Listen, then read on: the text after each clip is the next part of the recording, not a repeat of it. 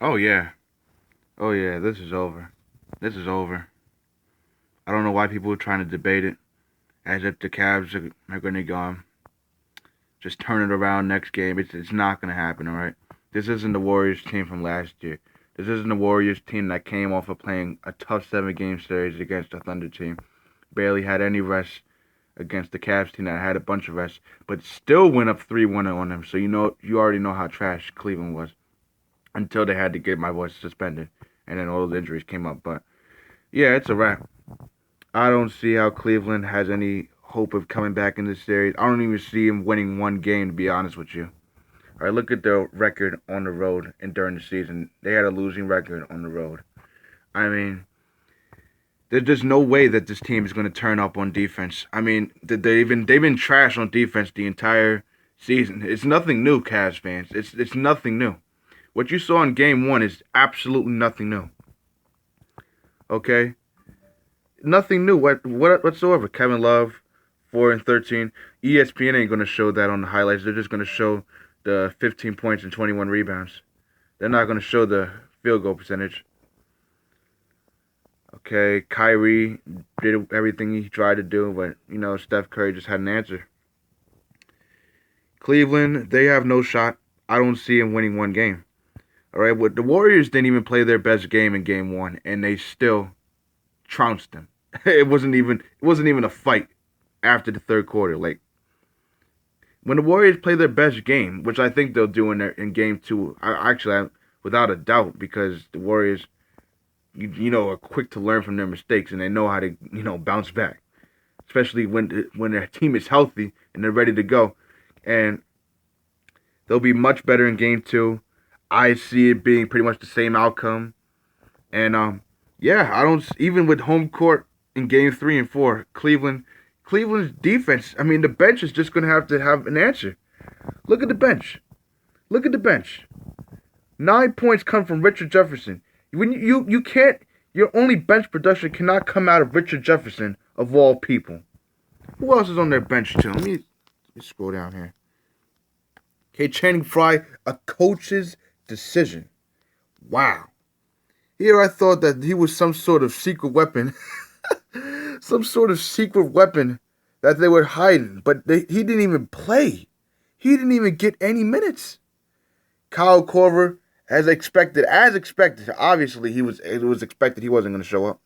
All right, because he's only a one-dimensional player, a stand and shoot 3-point shooter. He can't come off the screens. He's not no moving like catch and shoot type of player. This guy needs to be in one position in order to get his points. And Golden State's defense, which turned up in the second half, absolutely demoralized them. And 0 for 3, yeah. And notice how all of his 3 shots came from behind the 3-point line because that's his only game. And when the Warriors defense, probably the best guard in the 3-point line, Kyle Korver ain't going to have absolutely no chance of doing anything in this finals. Let me take a look at worst plus minus. And as expected, LeBron had the worst plus minus in the game. He always seems to have this recurring, like, theme of having the worst game out of all of the players when he goes up against Golden State.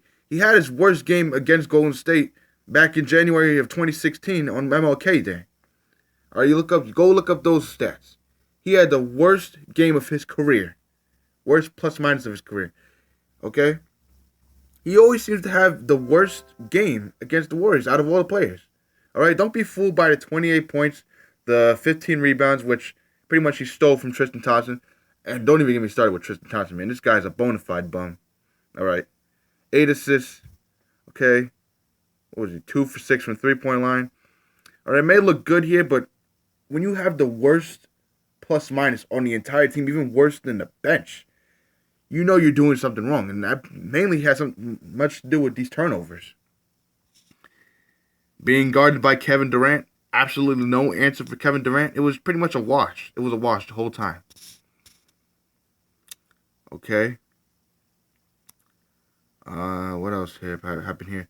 Kyrie Irving showing how overrated he is. 2 assists. I mean, how could you even say he's in the same sentence as Steph Curry when you have absolutely no facilitation to your game. Okay? This man is a terrible passer. 2 assists?